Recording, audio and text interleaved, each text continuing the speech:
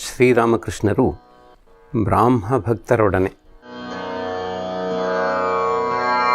28 October 1882 ಆಶ್ವೀಜ ಕೃಷ್ಣ ಬಿದಿಗೆ ಶನಿವಾರ.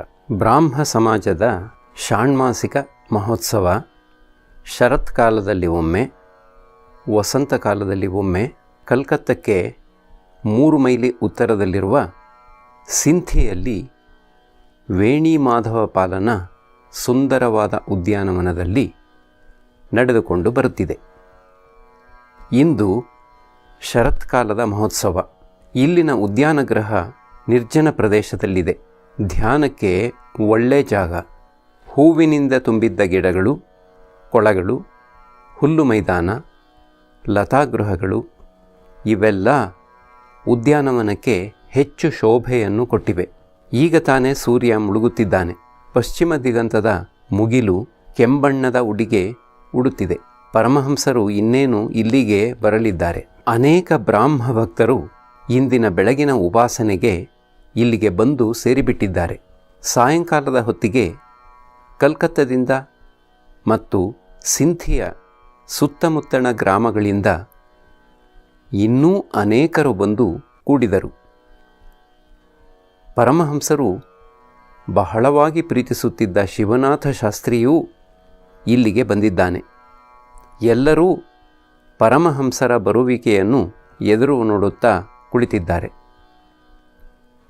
ಪರಮಹಂಸರನ್ನು ಮತ್ತು ಇನ್ನು ಕೆಲವು ಭಕ್ತರನ್ನು ಕರೆತರುತ್ತಿದ್ದ ಗಾಡಿ ಉದ್ಯಾನಗೃಹವನ್ನು ಸಮೀಪಿಸಿದೊಡನೆಯೇ ಇಡೀ ಸಭೆಯೇ ಎದ್ದು ನಿಂತು ಅವರಿಗೆ ಸುಸ್ವಾಗತವನ್ನಿತ್ತಿತು. ನಾಟಕ ಶಾಲೆಯಲ್ಲಿ ಪರದೆಯ ಮೇಲಕ್ಕೆ ಹೋದೊಡನೆಯೇ ಯಾವ ರೀತಿಯಾದ ಶಾಂತಿಯನ್ನು ಕಾಣಬಹುದೋ ಅದೇ ರೀತಿಯಾದ ಶಾಂತಿ ತತ್ಕ್ಷಣವೇ ನೆಲೆಗೊಂಡಿತು. ಇದುವರೆಗೆ ಪರಸ್ಪರ ಮಾತುಕತೆಗಳನ್ನಾಡುತ್ತಿದ್ದವರೆಲ್ಲ ಪರಮಹಂಸರ ಸೌಮ್ಯ ಮುಖದ ಕಡೆಗೆ ದಿಟ್ಟಿಸಿ ನೋಡುತ್ತಾ ಅವರ ಬಾಯಿಂದ ಬೀಳುವ ಅಮೃತವಾಣಿಯನ್ನು ಒಂದೂ ತಪ್ಪದಂತೆ ಕೇಳಲೋಸುಗ ಅತ್ಯಂತ ಕಾತರರಾಗಿ ಕುಳಿತುಕೊಂಡಿದ್ದಾರೆ. ಶ್ರೀರಾಮಕೃಷ್ಣರು ಶಿವನಾಥನೇ ಮೊದಲಾದ ಭಕ್ತ ಸಮುದಾಯವನ್ನು ದೃಷ್ಟಿಸಿ, ಓಹೋ, ಶಿವನಾಥ ಬಂದು ಬಿಟ್ಟಿದ್ದಾನೆ ನೋಡಿ, ನೀವೆಲ್ಲರೂ ಭಕ್ತರು, ನಿಮ್ಮನ್ನು ನೋಡಿ ನನಗೆ ಬಹಳ ಆನಂದ ಆಗುತ್ತಿದೆ. ಗಾಂಜಾಖೋರನಿಗೆ ಇನ್ನೊಬ್ಬ ಗಾಂಜಾಖೋರನನ್ನು ಕಂಡರೆ ಬಹಳ ಆನಂದ.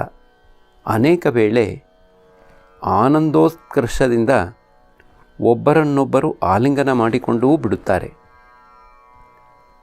ಶಿವನಾಥ ಮತ್ತು ಭಕ್ತರೆಲ್ಲರೂ ಗಹಗಹಿಸಿ ನಗುತ್ತಿದ್ದಾರೆ.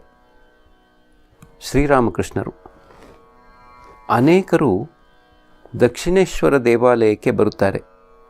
ಅವರಲ್ಲಿ ಕೆಲವರಿಗೆ ಭಗವಂತನ ಕಡೆ ಮನಸ್ಸಿಲ್ಲದಿರುವುದಾಗಿ ಕಂಡುಬಂದರೆ ನಾನು ಹೇಳುತ್ತೇನೆ, ನೀವು ಅಲ್ಲಿ ಎಲ್ಲಾದರೂ ಸ್ವಲ್ಪ ಹೊತ್ತು ಕುಳಿತುಕೊಂಡಿರಿ.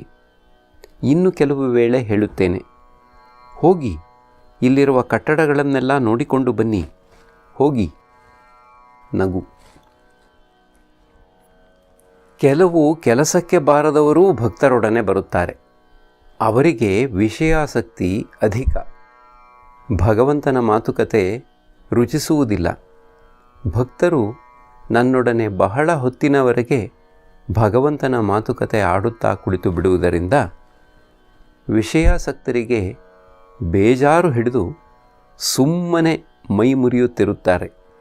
ಅವರು ಭಕ್ತರ ಕಿವಿಯಲ್ಲಿ ಆಗಾಗ ಪಿಸುಗುಟ್ಟುತ್ತಿರುತ್ತಾರೆ, ಯಾವಾಗ ಹೋಗೋಣ, ಯಾವಾಗ ಹೋಗೋಣ. ಅವರು ಹೇಳುತ್ತಾರೆ, ಇನ್ನೂ ಸ್ವಲ್ಪ ಹೊತ್ತು ತಾಳಿ, ಅನಂತರ ಹೋಗೋಣ. ಆಗ ಅವರು ಬೇಸರಗೊಂಡು ಹೇಳುತ್ತಾರೆ, ಹಾಗಾದರೆ ನೀವು ಮಾತುಕತೆ ಆಡಿಕೊಂಡು ಬನ್ನಿ, ನಾವು ಹೋಗಿ ದೋಣಿಯಲ್ಲಿ ಕುಳಿತಿರುತ್ತೇವೆ. ಎಲ್ಲರೂ ನಗುತ್ತಾರೆ. ಸಂಸಾರಿಗಳಿಗೆ ಹೇಳಿದ್ದೇ ಆದರೆ ನೀವು ಎಲ್ಲವನ್ನೂ ತ್ಯಾಗ ಮಾಡಿ ಭಗವಂತನ ಪಾದಪದ್ಮಗಳಲ್ಲಿ ಮಗ್ನರಾಗಿ ಬಿಡಿ ಎಂಬುದಾಗಿ. ಅದಕ್ಕೆ ಅವರು ಎಂದಿಗೂ ಬೆಲೆಯನ್ನೇ ಕೊಡುವುದಿಲ್ಲ. ಅದಕ್ಕಾಗಿಯೇ ವಿಷಯಾಸಕ್ತರನ್ನು ಭಗವಂತನ ಕಡೆಗೆ ಎಳೆಯಲೋಸುಗ ಗೌರಾಂಗ ಮತ್ತು ನಿತಾಯಿ ಇಬ್ಬರೂ ಕೂಡಿ ಒಂದು ಸಂಧಾನ ಹೂಡಿದರು. ಅವರು ವಿಷಯಾಸಕ್ತರಿಗೆ ಹೇಳುತ್ತಿದ್ದರು, ಬನ್ನಿ ಹರಿ ಹರಿ ಎಂದು ಹೇಳಿ ನಿಮಗೆ ಮಾಗೂರು ಮೀನಿನ ಸಾರು, ಯುವತಿಯ ಆಲಿಂಗನ ಎರಡೂ ದೊರೆಯುತ್ತದೆ. ಜನರು ಇವೆರಡಕ್ಕೂ ಲೋಭಪಟ್ಟು ಭಗವನ್ನಾಮೋಚ್ಚಾರಣೆ ಮಾಡಲು ಆರಂಭಿಸುತ್ತಿದ್ದರು. ಭಗವನ್ನಾಮ ಸುಧೆಯಲ್ಲಿ ಒಂದು ಸ್ವಲ್ಪ ರುಚಿ ಸಿಕ್ಕೊಡಣೆ ಅವರಿಗೆ ಅರ್ಥವಾಗುತ್ತಿತ್ತು. ಮಾಗೂರು ಮೀನಿನ ಸಾರು ಎಂದರೆ ಬೇರೆ ಏನಿಲ್ಲ, ಭಗವತ್ ಪ್ರೇಮದಿಂದ ಪ್ರೇಮಾಶ್ರು ಸುರಿಯುತ್ತದೆಯಲ್ಲ ಅದು. ಯುವತಿ ಎಂದರೆ ಪೃಥಿವಿ, ಯುವತಿಯ ಆಲಿಂಗನ ಎಂದರೆ ಪ್ರೇಮೋನ್ಮತ್ತತೆಯಿಂದ ಭೂಮಿಯ ಮೇಲೆ ಹೊರಳಾಡುವಿಕೆ. ನಿತಾಯಿ ಹೇಗಾದರೂ ಮಾಡಿ ಜನರು ಭಗವನ್ನಾಮೋಚ್ಚಾರಣೆ ಮಾಡುವಂತೆ ಮಾಡುತ್ತಿದ್ದ.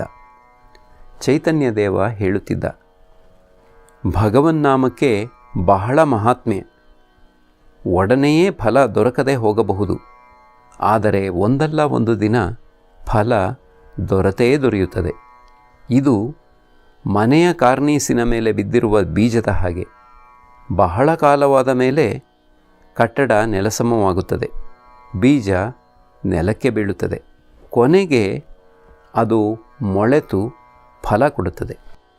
ಸಂಸಾರಿಗಳಲ್ಲಿ ಸಾತ್ವಿಕ, ರಾಜಸಿಕ, ತಾಮಸಿಕ ಗುಣದವರು ಇರುವ ಹಾಗೆ ಭಕ್ತಿಯಲ್ಲೂ ಈ 3 ಗುಣದ ಭಕ್ತಿಗಳಿವೆ.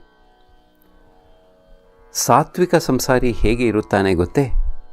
ಆತನ ಮನೆ ಈ ಕಡೆ ಮುರುಕುಲು, ಅದಕ್ಕೆ ಸುಣ್ಣ ಒರೆಮಣ್ಣು ಹಚ್ಚುವ ಬಾಬೇ ಇಲ್ಲ. ಪೂಜಾಂಗಣದಲ್ಲಿ ಪಾರಿವಾಳೆಗಳ ಹಿಕ್ಕೆ ಬಿದ್ದಿರಬಹುದು, ಪ್ರಾಂಗಣವೆಲ್ಲ ಪಾಚಿಮಯವಾಗಿರಬಹುದು. ಇದಾವುದರ ಮೇಲೂ ಆತನಿಗೆ ಗಮನವೇ ಇರುವುದಿಲ್ಲ. ಮನೆ ಮುಟ್ಟುಗಳೆಲ್ಲವೂ ಬಹಳ ಹಳೆಯದಾಗಿ ಹೋಗಿರುತ್ತವೆ, ಅವಕ್ಕೆ ಮೆರುಗು ಕೊಟ್ಟು ಸರಿಪಡಿಸುವ ಯೋಚನೆಯೇ ಇಲ್ಲ. ಉಡಿಗೆ ತೊಡಿಗೆಗಳ ಮೇಲೆ ಲಕ್ಷ್ಯವೇ ಇಲ್ಲ, ಸಿಕ್ಕದ್ದೇ ಉಡಿಗೆ ತೊಡಿಗೆ. ಸ್ವಾಭಾವಿಕವಾಗಿ ಆತ ಅತ್ಯಂತ ಶಾಂತರೂಪಿ, ಶಿಷ್ಟಾಚಾರ ಸಂಪನ್ನ, ದಯಾಳು, ನಮ್ರ, ಯಾರಿಗೂ ಯಾವ ತೊಂದರೆಯನ್ನೂ ಕೊಡುವುದಿಲ್ಲ. ಸಂಸಾರಿಗಳಲ್ಲಿ ರಾಜಸಿಕ ಪ್ರವೃತ್ತಿ ಉಳ್ಳವರು ಇದ್ದಾರೆ. ಅವರು ಕೈಗೆ ಚೈನು ಇರುವ ಗಡಿಯಾರ ಕಟ್ಟಿರುತ್ತಾರೆ, ಬೆರಳಿಗೆ 2-3 ಉಂಗುರ ಹಾಕಿರುತ್ತಾರೆ. ಮನೆ ಮಟ್ಟುಗಳೆಲ್ಲ ಠಾಕು ಠೀಕು.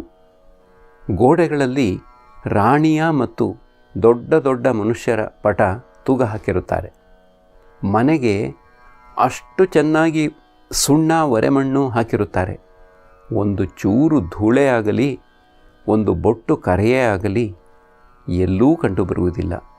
ನಾನಾ ಬಗೆಯ ಅಂದಚಂದದ ಉಡುಪು ಹಾಕಿಕೊಳ್ಳುತ್ತಾರೆ. ಅವನ ಸೇವಕರಿಗೂ ಒಳ್ಳೊಳ್ಳೆ ಪೋಷಾಕು, ಹೀಗೆ ಇನ್ನೂ ಏನೇನೋ. ತಾಮಸಿಕ ಸಂಸಾರಿ ನಿದ್ರೆ, ಕಾಮ, ಕ್ರೋಧ, ಅಹಂಕಾರ ಇವುಗಳಿಂದ ತುಂಬಿರುತ್ತಾನೆ.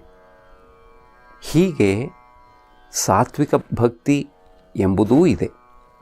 ಸಾತ್ವಿಕ ಭಕ್ತ ಗೋಪ್ಯವಾಗಿ ಬಹುಶಃ ಸೊಳ್ಳೆ ಪರದೆಯೊಳಗೆ ಕುಳಿತು ಧ್ಯಾನ ಮಾಡುತ್ತಾನೆ. ಆತ ನಿದ್ದೆಯಿಂದ ಏಳಲು ಹೊತ್ತಾಗುತ್ತಿರುವುದನ್ನು ನೋಡಿ ಜನ ಭಾವಿಸಿಕೊಳ್ಳುತ್ತಾರೆ, ಬಹುಶಃ ಆತನಿಗೆ ರಾತ್ರಿ ವೇಳೆ ನಿದ್ದೆ ಬರುತ್ತಿಲ್ಲ ಅಂತ ಕಾಣುತ್ತದೆ ಎಂಬುದಾಗಿ.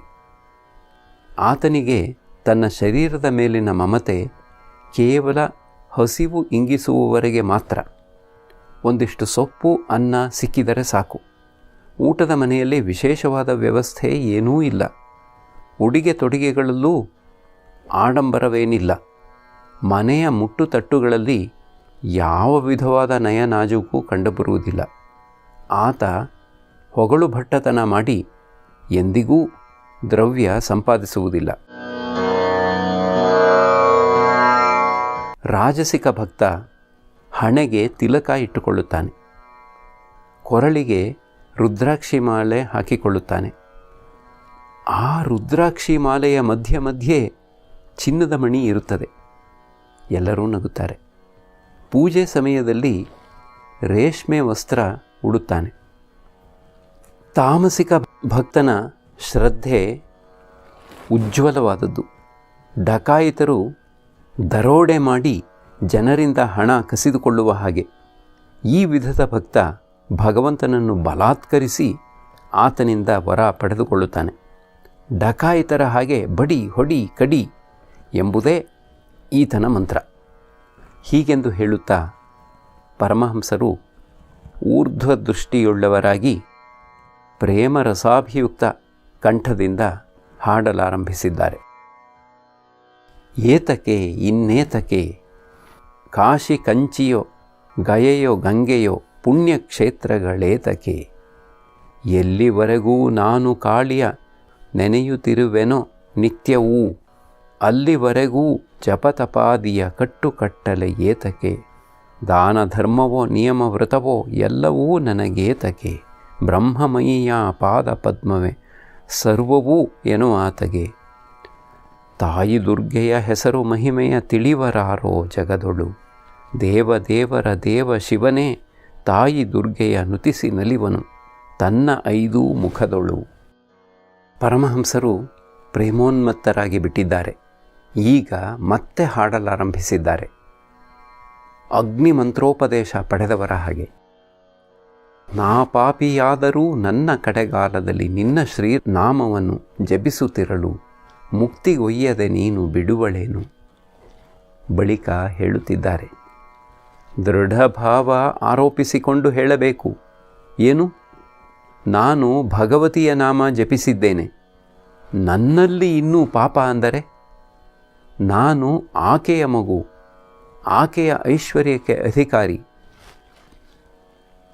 ತಮೋಗುಣದ ಗತಿಯನ್ನು ಭಗವಂತನ ಕಡೆಗೆ ತಿರುಗಿಸಿಬಿಟ್ಟದ್ದೇ ಆದರೆ ಆತನ ಸಾಕ್ಷಾತ್ಕಾರ ದೊರೆತು ಬಿಡುತ್ತದೆ.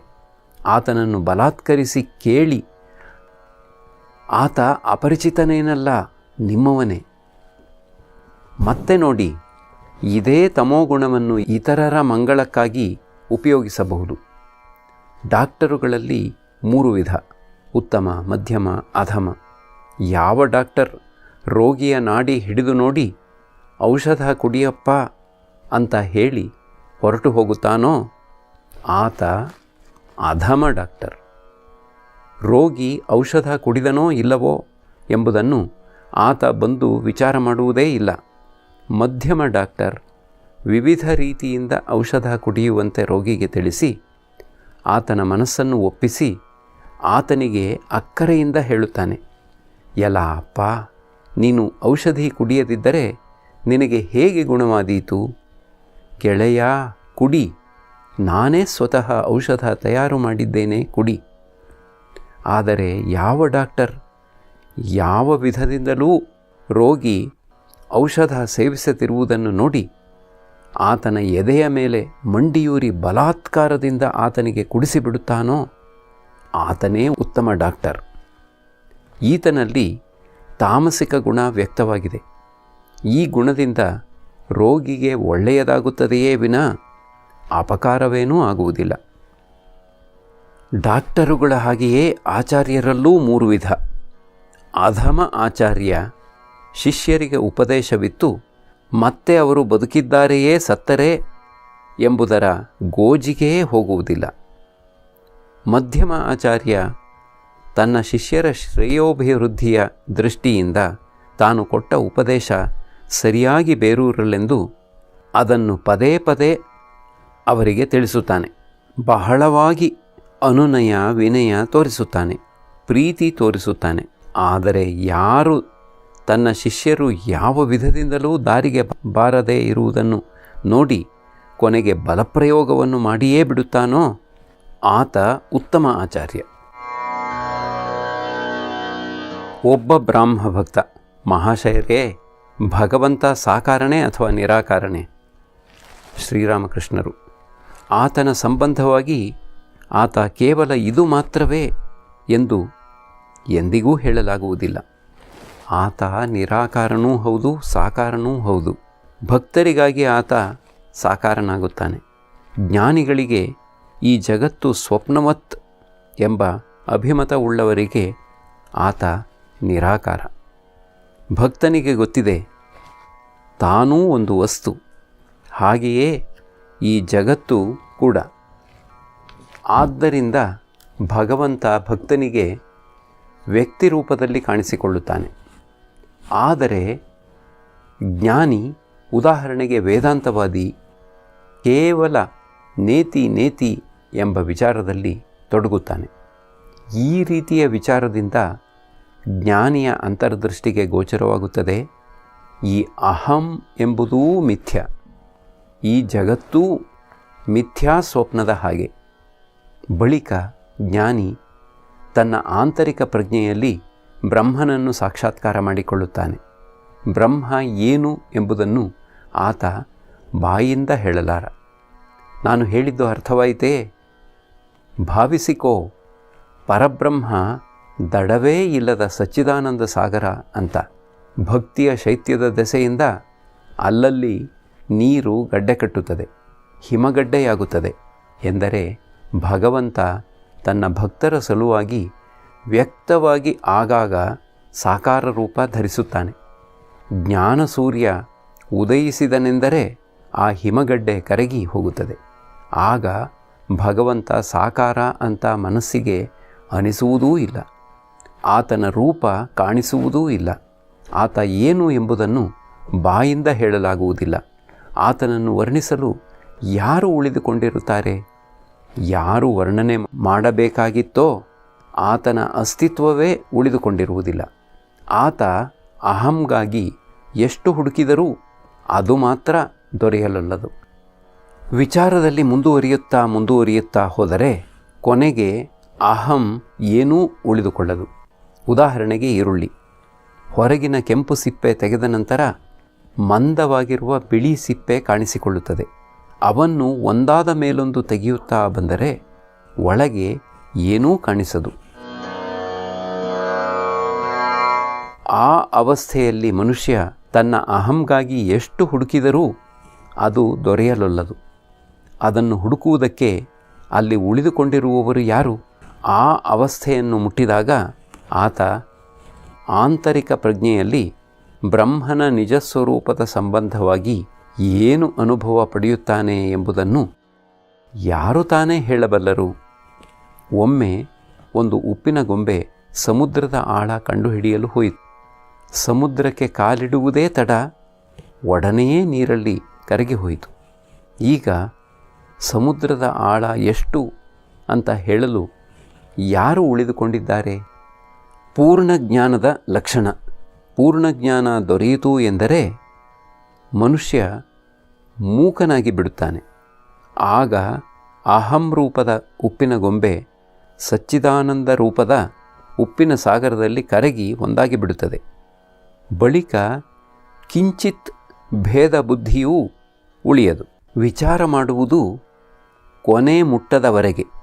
ಜನ ಬಹಳವಾಗಿ ತರ್ಕದಲ್ಲಿ ತೊಡಗುತ್ತಾರೆ. ಮುಟ್ಟಿತು ಎಂದರೆ ತೆಪ್ಪಗಾಗಿ ಬಿಡುತ್ತಾರೆ.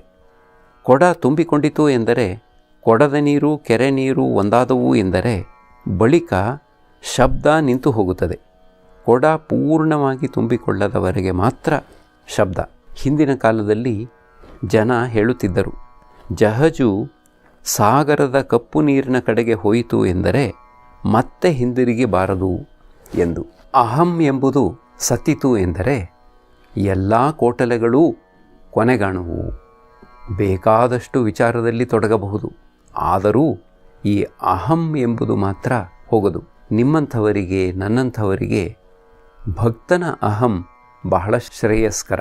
ಭಕ್ತರಿಗೆ ಸಗುಣ ಬ್ರಹ್ಮ ಎಂದರೆ ಭಕ್ತ ನಂಬುತ್ತಾನೆ ಭಗವಂತ ಸಗುಣ, ಆತ ತನಗಾಗಿ ರೂಪವನ್ನು ಧರಿಸಿ ವ್ಯಕ್ತಿಯಾಗಿ ಕಾಣಿಸಿಕೊಳ್ಳುತ್ತಾನೆ ಎಂಬುದಾಗಿ. ನಮ್ಮ ಪ್ರಾರ್ಥನೆ ಕೇಳತಕ್ಕವನು ಆತನೇ. ನೀವು ಪ್ರಾರ್ಥನೆ ಮಾಡುತ್ತೀರಲ್ಲ, ಅದು ಆತನನ್ನು ಉದ್ದೇಶಿಸಿಯೇ. ನೀವು ವೇದಾಂತವಾದಿಗಳಲ್ಲ, ಜ್ಞಾನಿಗಳಲ್ಲ, ಭಕ್ತರು. ಭಗವಂತನ ಸಾಕಾರ ರೂಪವನ್ನು ಒಪ್ಪಿದರೆ ಒಪ್ಪಿ, ಇಲ್ಲದಿದ್ದರೆ ಬಿಡಿ. ಅದರಿಂದಲೇನು ಆಕಾಶ ಕಳಚಿ ಬಿದ್ದು ಹೋಗುವುದಿಲ್ಲ. ಭಗವಂತ ಒಬ್ಬ ವ್ಯಕ್ತಿ. ಆತ ನಮ್ಮ ಪ್ರಾರ್ಥನೆ ಕೇಳುತ್ತಾನೆ, ಸೃಷ್ಟಿ ಸ್ಥಿತಿ ಪ್ರಳಯ ಮಾಡುತ್ತಾನೆ, ಆತನಿಗೆ ಅನಂತ ಶಕ್ತಿ ಇದೆ ಎಂಬ ಭಾವನೆ ಇದ್ದು ಬಿಟ್ಟರೆ ಅದೇ ಯಥೇಷ್ಟ. ಭಕ್ತಿ ಮಾರ್ಗದಿಂದ ಆತನನ್ನು ಸುಲಭವಾಗಿ ಸಾಕ್ಷಾತ್ಕಾರ ಮಾಡಿಕೊಳ್ಳಬಹುದು.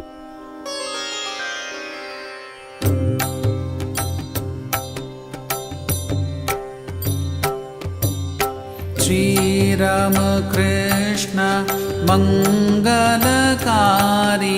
ಶ್ರೀರಾಮ ಕೃಷ್ಣ ಮಂಗಲಕಾರಿ, ಶ್ರೀರಾಮ ಕೃಷ್ಣ ಮಂಗಲಕಾರಿ, ಶ್ರೀರಾಮ ಕೃಷ್ಣ ಮಂಗಲಕಾರಿ.